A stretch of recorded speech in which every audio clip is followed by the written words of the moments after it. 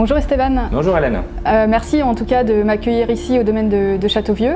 Donc tu travailles dans ce domaine depuis 22 ans, dont 18 en tant que directeur de salle. Justement, quelle a été l'évolution ici depuis que tu es directeur? L'évolution du restaurant, il n'y a pas eu grand-chose. Moi j'ai évolué parce que j'ai commencé en tant que commis. J'ai commencé en 95, décembre 95, je suis rentré commis, après je suis passé chef de rang. Je suis resté 2-3 ans chef de rang et ensuite j'ai eu la possibilité de prendre le poste de maître d'hôtel. Donc pour moi il y a une évolution. Dans la salle je pense aussi, parce qu'on a quand même changé pas mal de petites choses. Mais il y a beaucoup de travail de salle qui se faisait déjà à l'époque et nous on a perpétué ça en fait.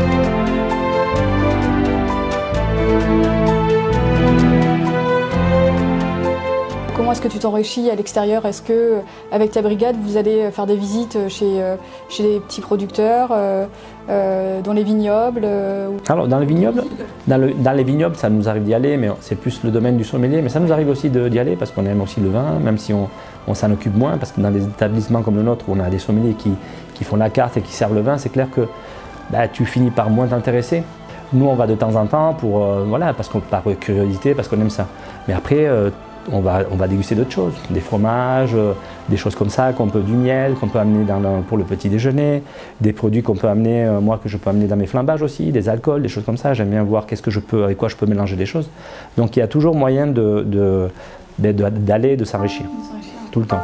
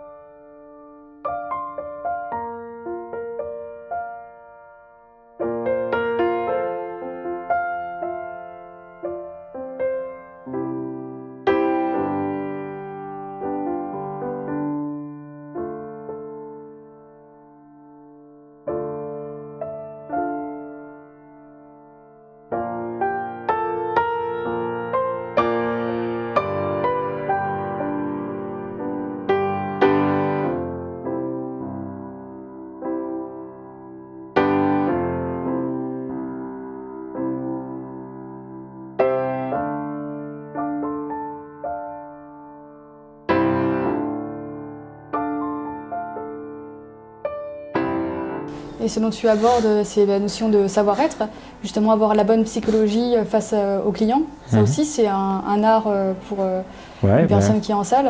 Ah mais c'est clair, le client, chaque client est un peu différent, donc tu l'abordes pas de la même manière. Ouais. Tu vois, tu le vois arriver, tu vois quelles sont les attentes, il faut toujours essayer d'anticiper leurs besoins et d'être à l'écoute. Il faut être très à l'écoute. Et autant avec le client qu'avec le staff aussi. Voilà, on a tous des sensibilités différentes, donc il faut essayer de rentrer dans leur jeu et en même temps tu les amènes dans ton jeu à toi. C'est comme ça que ça se passe.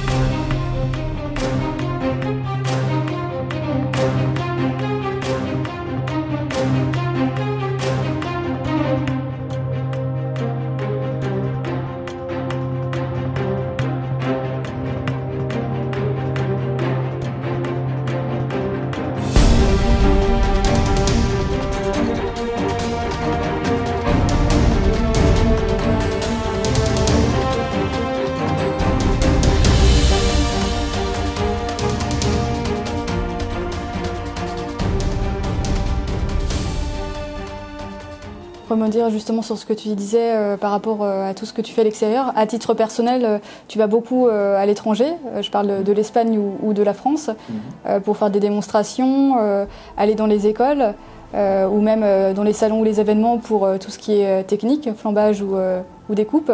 C'est quelque chose qui te motive aussi d'aller à l'extérieur du domaine de Châteauvieux? Mais je ne vais pas à l'étranger, je vais chez moi. Quand je suis en France, je suis chez moi, je suis en Espagne aussi. Et en Suisse, pareil. Non, mais j'aime bien. Tu te sens autant espagnol que français et suisse? Et suisse, et même anglais, parce que je ne suis pas anglais, mais j'ai vécu 5 ans là-bas. Tu as autant d'attaches dans les trois pays? Je suis très attaché aux pays qui m'ont accueilli, qui m'ont appris quelque chose, qui m'ont donné quelque chose.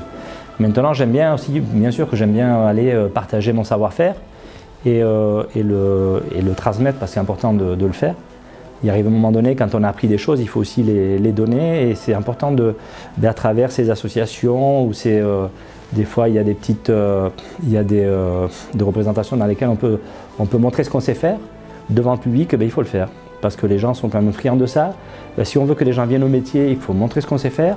Il faut montrer ce côté aussi spectaculaire de la salle, parce qu'on a aussi un côté créatif. On peut faire des choses qui sont très spectaculaires. Les gens, ils aiment bien vous voir travailler quand c'est bien fait. C'est vraiment... Et ça, il faut le montrer pas qu'en vidéo, il faut aussi le montrer en vrai, pour que les gens voient que c'est pas un montage tout simplement, mais ça se réalise devant les clients à table. C'est important. Montrer que justement que les techniques, tout ce qui est flambage ou découpe, sont finalement un réel savoir-faire. Bien sûr, ça c'est quelque chose mais elles s'apprennent par l'habitude. Si tu le fais jamais, c'est clair que le jour qu'on te donne un poulet à faire, tu vas mettre 20 minutes à le faire, c'est normal.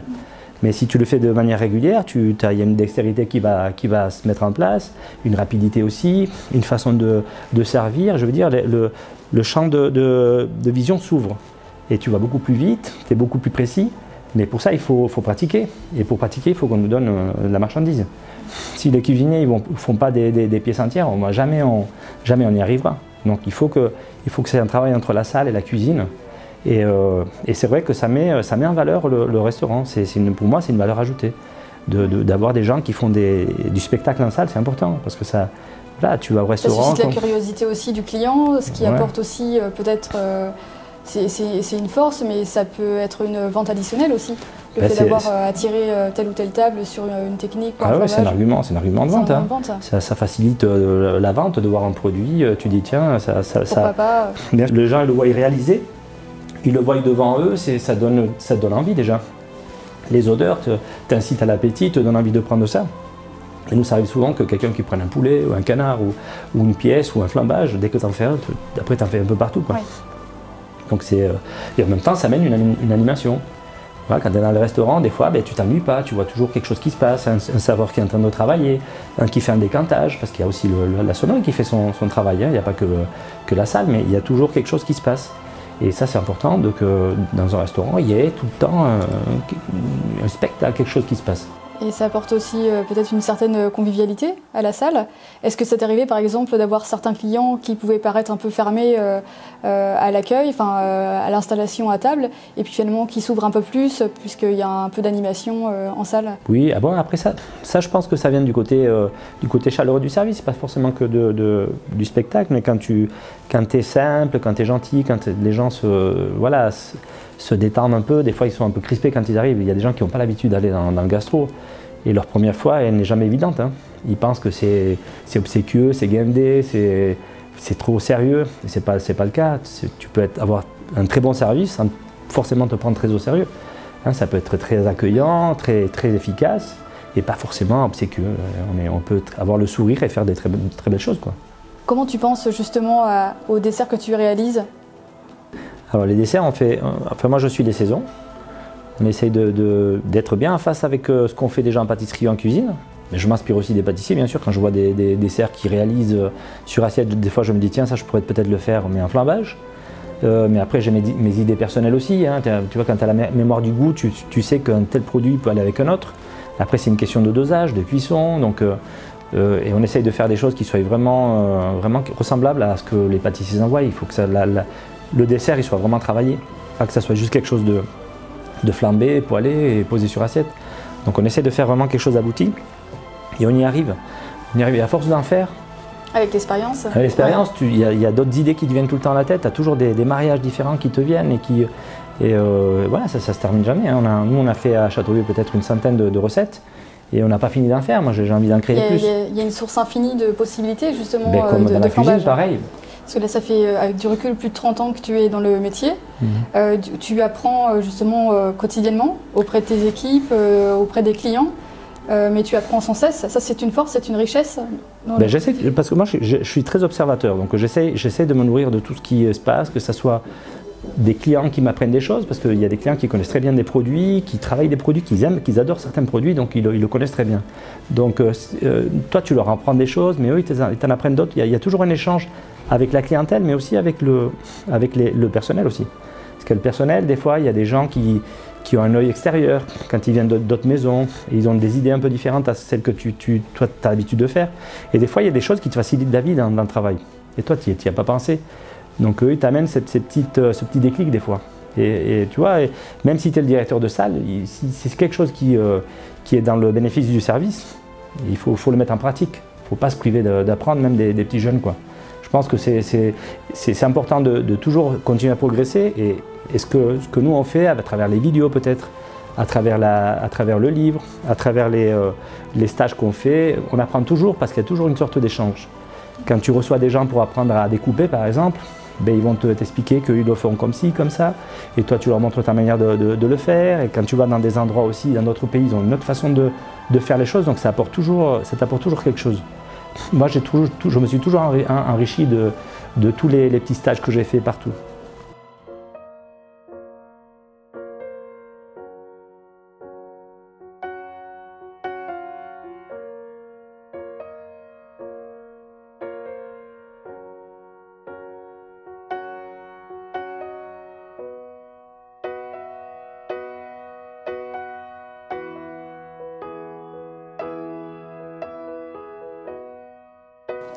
Gageons, Esteban, qu'à travers ces paroles, d'autres professionnels puissent mettre également en avant leur travail de salle, que ce savoir-faire puisse être mis en lumière. En tout cas, merci pour ta vision du métier et pour ces échanges. Merci à toi aussi pour ta magazine Un œil en salle, qui met en lumière les métiers nos métiers, quoi, hein, et pour cet entretien. Et on continue comme ça.